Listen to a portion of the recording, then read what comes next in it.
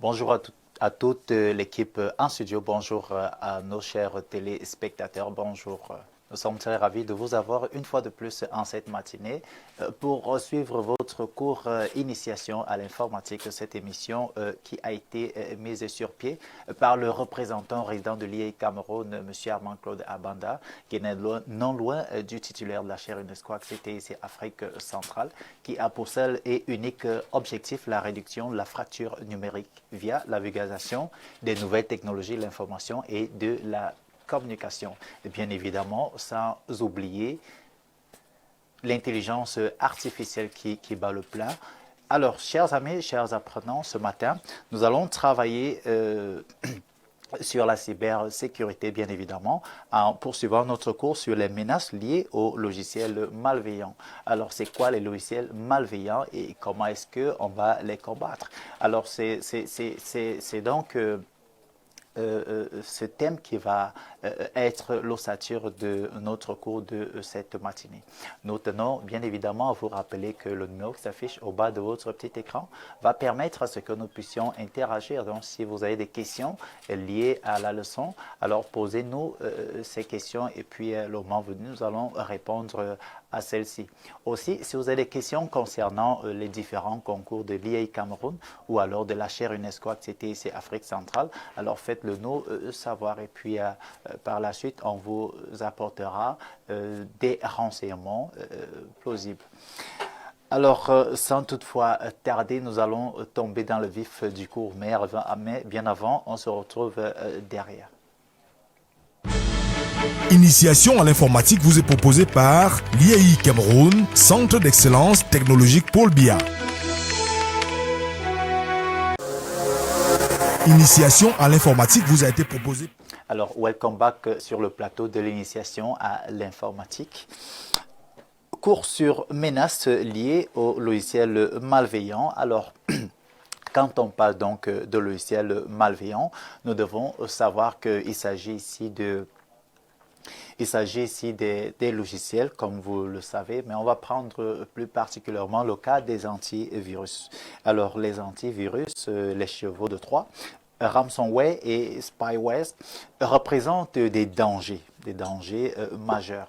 Et ces programmes, comme vous le savez bien, qui sont assez malveillants, peuvent infecter des appareils pour voler des informations qui vont, n'est-ce pas, nuire à l'utilisateur, à l'internaute. Donc, comment est-ce qu'on va donc devoir lutter contre ces malwares? Comment lutter contre ces logiciels malveillants? Alors, la première question que je m'en vais vous poser est celle de savoir, c'est quoi un antivirus? C'est quoi un antivirus? C'est comme vous le savez bien, c'est un programme informatique qui est tout simplement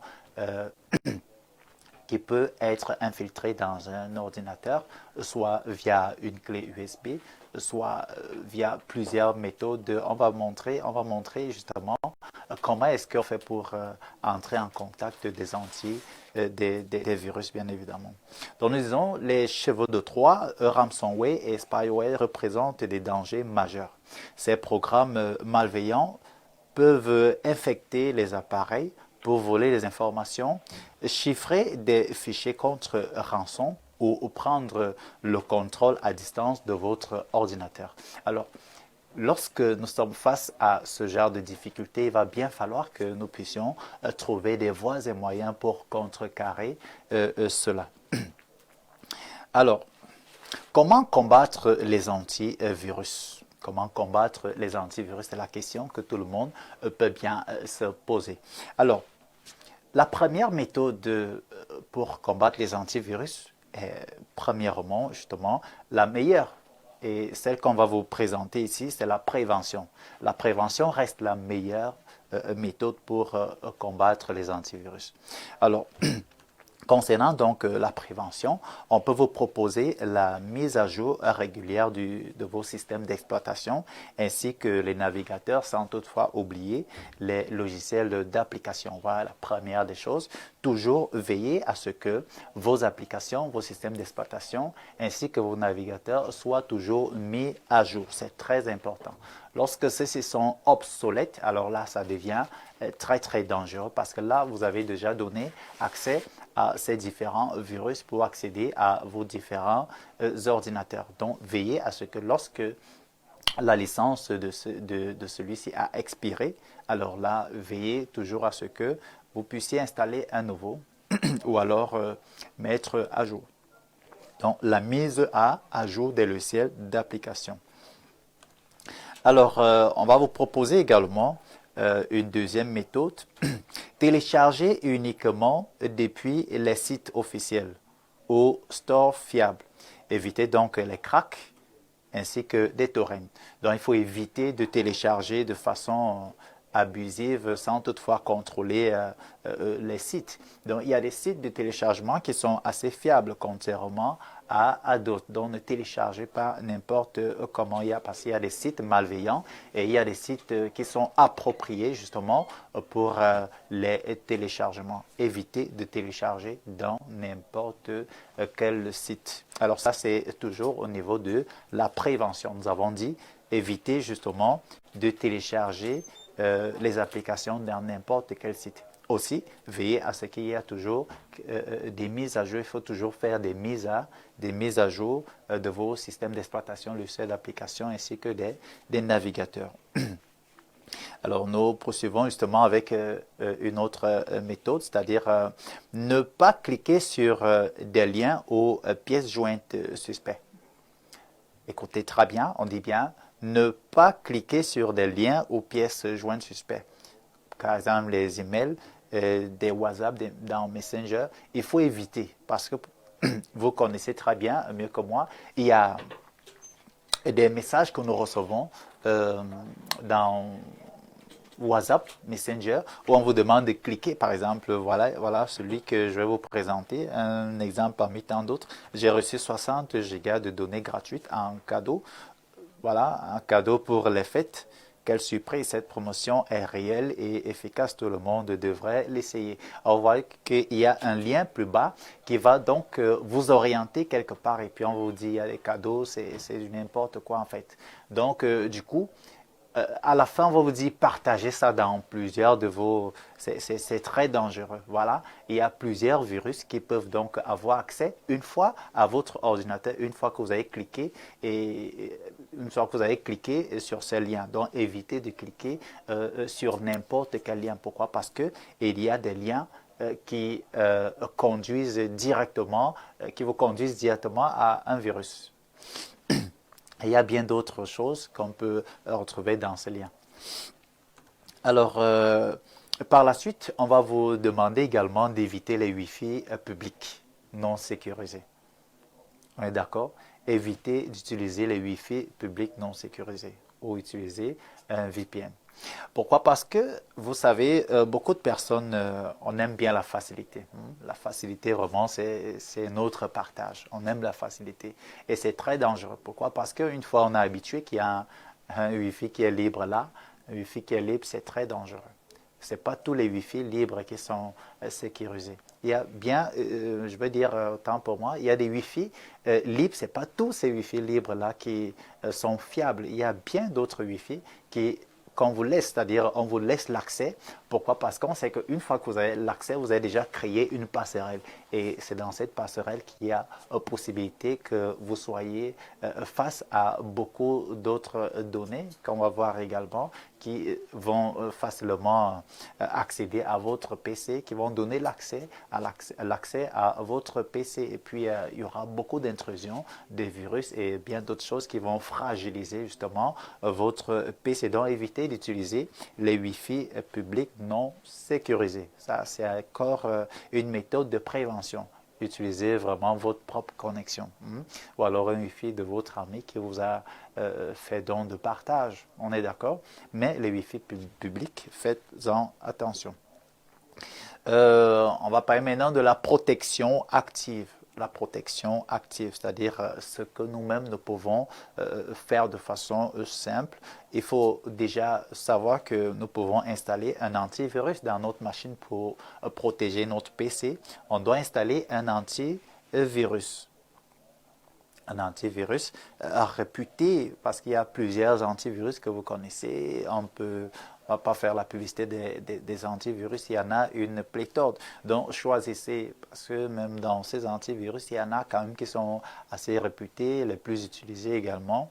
Et surtout, il faut veiller à ce que ces antivirus soient toujours mis à jour. Toujours. Pourquoi? Parce que une fois que votre antivirus n'est plus à jour, alors là, celui-ci va devenir également, il va commencer à agir comme un virus. C'est-à-dire, votre antivirus, il n'est plus à jour. Alors là, premièrement, il va laisser une faille, c'est-à-dire les virus vont accéder de façon rapide et directe à votre PC. Mais si vous le mettez à jour, alors là, il va poursuivre le travail. Donc, du coup, si votre antivirus n'est pas à jour, veillez à ce que celui-ci soit à jour. Soit vous achetez, bref, vous achetez toujours une nouvelle licence et puis vous l'installez.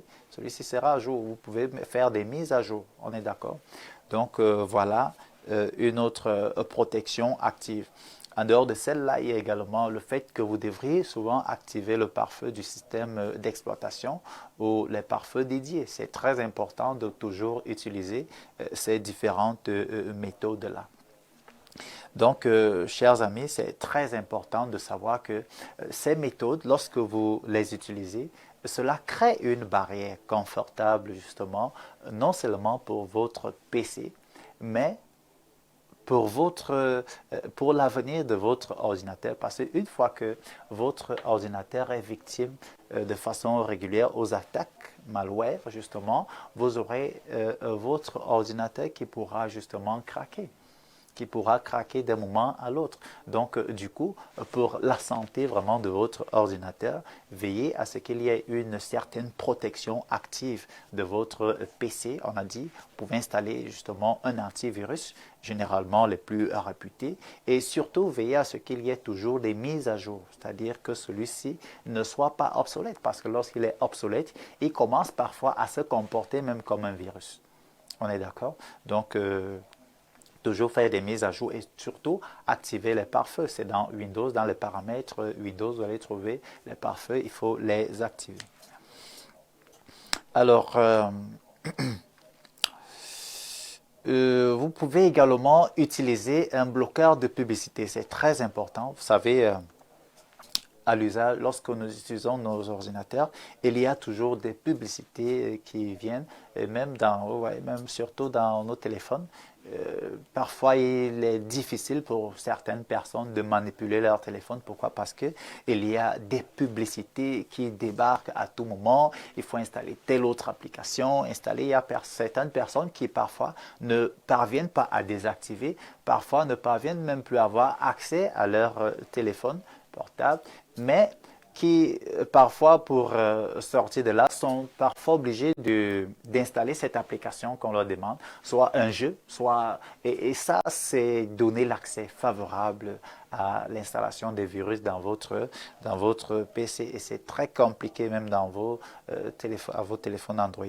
Donc veillez à ce que vous puissiez toujours utiliser des bloqueurs. Il y en a également. Il y a plusieurs bloqueurs de publicité. Il y a des publicités, ça vient à tout moment. Une fois que vous êtes connecté, ça vient. Il y en a même d'autres qui ont trouvé des stratégies. Je ne sais pas comment ils font ça. C'est-à-dire, vous envoient des publicités. Parfois, vous n'êtes même pas connecté. C'est-à-dire, il suffit que vous ouvrez seulement votre téléphone, vous tombez d'abord sur ces publicités. Donc, premièrement, trouvez un moyen de bloquer justement ces publicités. Alors, il y a une autre méthode, celle de sauvegarder régulièrement les données. Lorsque vous avez votre ordinateur, la méthode préventive également souhaiterait que vous ayez un disque dur externe. C'est très important, ou alors vous pouvez sauvegarder vos informations dans le cloud. C'est très important. Pourquoi? Parce que s'il arrivait que votre ordinateur tombait vraiment en panne, c'est-à-dire pas avoir un autre problème, extérieur, c'est-à-dire votre ordinateur peut être mouillé, je ne sais pas trop, quelque chose peut arriver. Alors là, ou alors l'incendie, vous allez perdre vos données. Vous allez perdre toutes vos données. Donc du coup, il est important de toujours sauvegarder ces informations, soit dans un disque dur externe. Vous pouvez regarder derrière moi un disque dur externe ou alors dans le cloud, c'est-à-dire ces disques durs numériques, voilà, dans le cloud, c'est-à-dire, je vais prendre un exemple parce que quand on dit le cloud, parfois ça laisse un peu ça laisse une compréhension avec des points d'interrogation. Donc du coup, lorsqu'on parle du cloud, en fait, comment dire ça? C'est un disque dur virtuel. C'est un disque dur virtuel. Je vais prendre un exemple plus précis. Vous voyez, lorsque vous utilisez Facebook, il peut arriver que votre téléphone ait été volé. Il suffit de prendre le téléphone de quelqu'un d'autre, parce que dans votre téléphone, vous avez un disque de stockage. Vous voyez un peu. Ou alors dans votre ordinateur, il y a toujours un disque dur de stockage. Vous partez, ça part.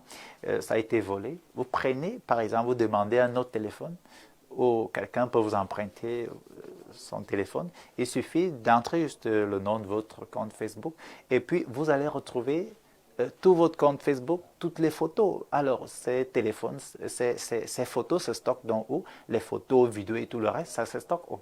C'est dans le cloud. Donc, c'est un disque dur virtuel. C'est important toujours de sauvegarder ces informations dans un disque dur virtuel. Un informaticien, en réalité, ne devrait pas toujours se balader avec son gros laptop. Il suffit que vous soyez quelque part et puis il faut faire un petit dépannage. Alors là, vous allez tout simplement dans votre cloud et puis vous téléchargez tout simplement, vous prenez même pas télécharger, vous entrez dans votre disque de stockage numérique et puis vous pouvez avoir accès à vos différents fichiers, à vos logiciels d'application et bien d'autres. C'est la même chose si vous êtes un chercheur d'emploi, on ne sait pas trop, prenez toujours le temps de mettre par exemple dans Google Drive. Par exemple, dans Google Drive, vous pouvez stocker justement tous vos diplômes, attestations et bien d'autres, actes de naissance dans Google Drive. Et puis, le moment venu, si vous avez besoin de les utiliser de façon numérique ou alors physique, vous pouvez tout simplement faire l'impression et puis avoir accès. Donc, c'est également très, très important de stocker ces informations, les sauvegarder justement dans un disque dur externe. Ça permet à ce que vous ayez à tout moment vos informations. On parlait de la disponibilité des informations. Il faut que vos informations soient toujours disponibles. Il ne faudrait pas justement que on dit que oui, c'est fiable, oui, mais ce n'est pas disponible. Et là, il y a problème. Si nos moyens de sauvegarde ou alors nos moyens de gestion du parc informatique sont fiables, il faudrait également qu'il y ait de la disponibilité au moment où nous avons besoin d'y accéder.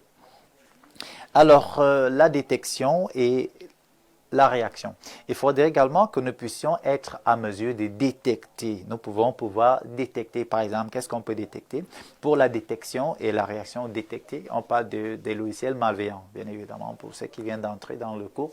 On parle des logiciels malveillants, par exemple, bref, les virus. Les virus informatiques, on doit être à mesure de pouvoir les détecter. Pour les détecter, il faut de temps en temps effectuer des analyses régulières avec l'antivirus.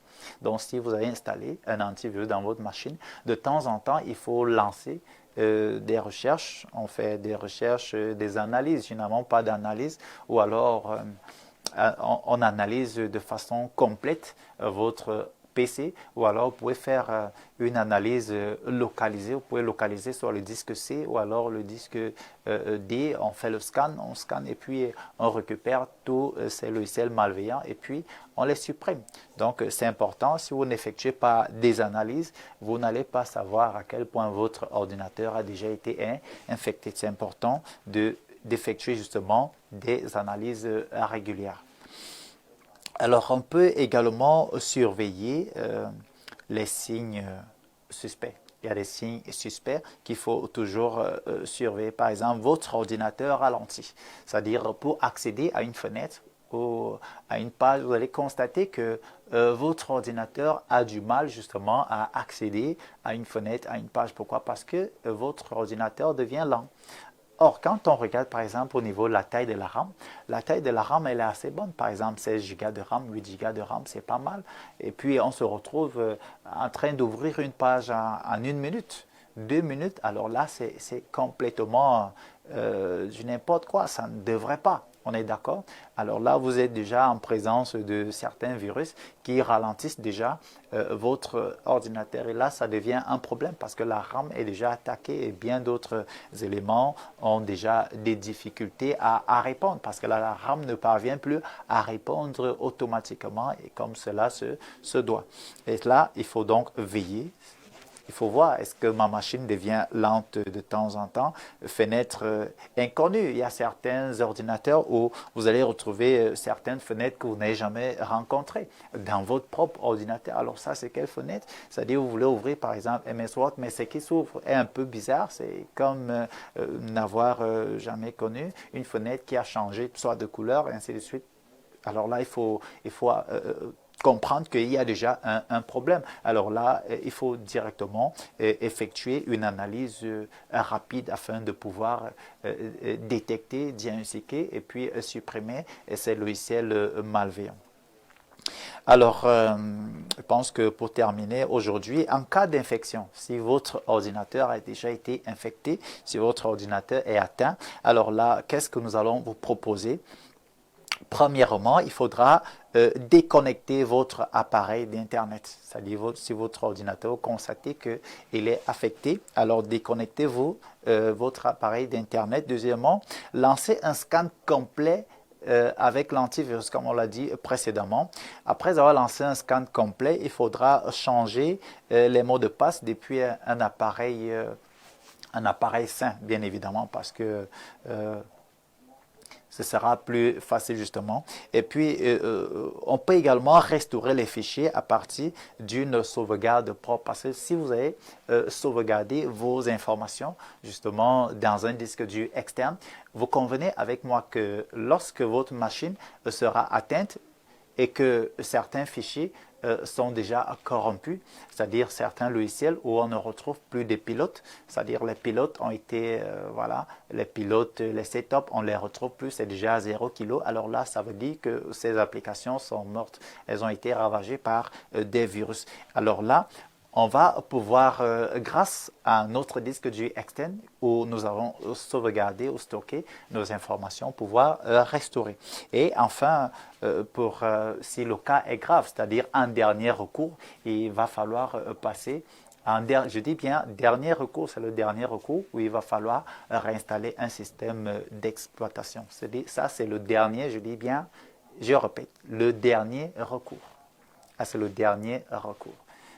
Contrairement à ce que beaucoup font, c'est-à-dire il suffit qu'il y ait un petit problème dans votre ordinateur, alors on bouleverse tout en lançant une installation du système d'exploitation, alors là ça va tout casser.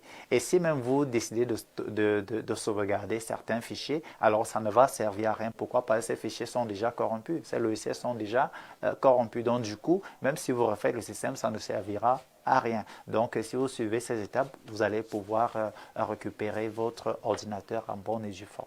Alors, j'espère que vous avez noté comment cela se passe en ce qui concerne justement les antivirus, comment contrecarrer, comment toujours veiller à ce que votre ordinateur soit dans de meilleures conditions. On se retrouve derrière pour prendre vos interventions. Initiation à l'informatique vous est proposée par l'IAI Cameroun, Centre d'excellence technologique Paul Biya. Initiation à l'informatique vous est proposée par l'IAI Cameroun, Centre d'excellence technologique Paul Biya. Initiation à l'informatique vous est proposée par l'IAI Cameroun, Centre d'excellence technologique. Bienvenue une fois de plus dans votre cours Initiation à l'informatique présenté par IAI Cameroun. Nous avons fait cours ce matin sur la cybersécurité. On a parlé des virus, ces logiciels malveillants qui peuvent ou alors qui mettent très mal à l'aise les internautes.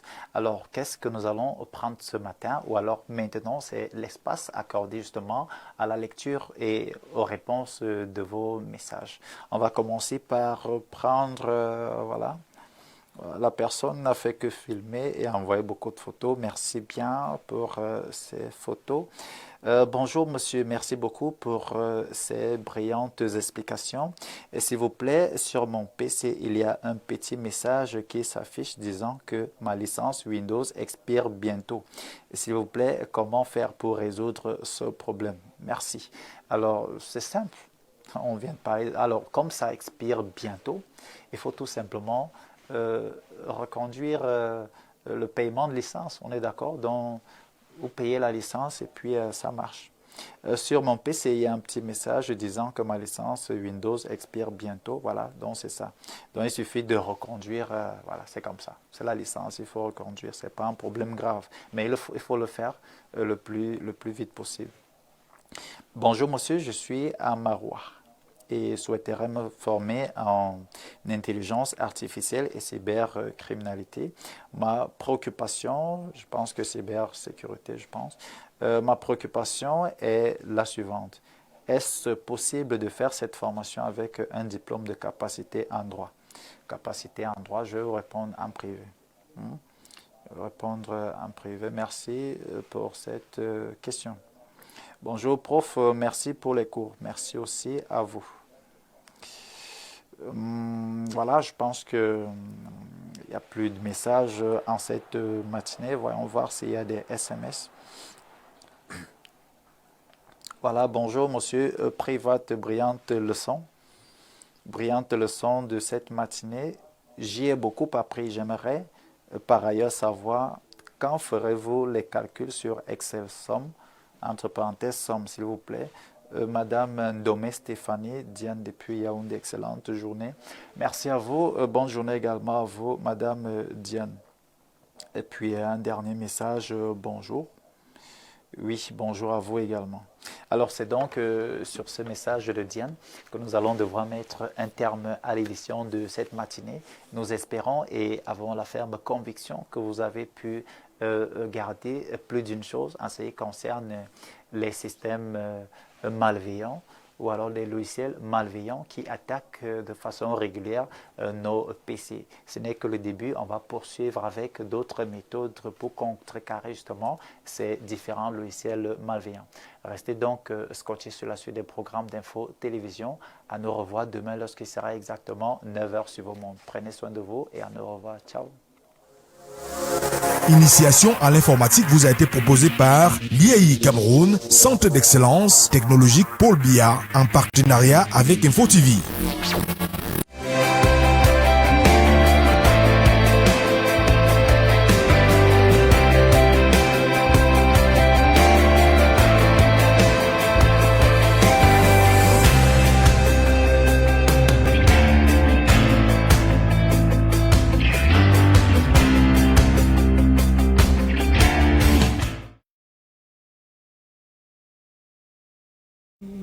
Je voudrais savoir si tu es vraiment divorcé.